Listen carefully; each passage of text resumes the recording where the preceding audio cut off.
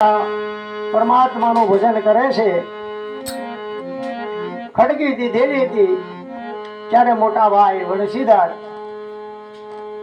ઘરથી બહાર નીકળે, લાલ નરસિંહાને હું આમંત્રણ દઈ આવું, એની આગળ તો કઈ હાંધો છે નહીં.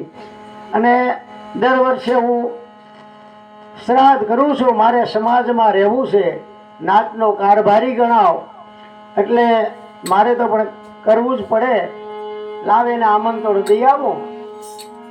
નરસિંહ મહેતાની દરવાજો દીધેલો, નાની એવી ભાંગલી તૂટલી ખડકી હતી. આવીને વણસીદાર કીધું, હે નરસિંહ, નરસિંહ, બે ચાર પડકારા કર્યા.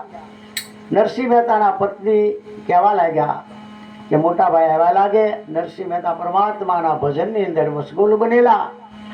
આવીને નરસિંહ મહેતાને કીધું, મહેતા કે હા મોટા ભાઈ આવ્યા લાગે, દરવાજો ખોલો.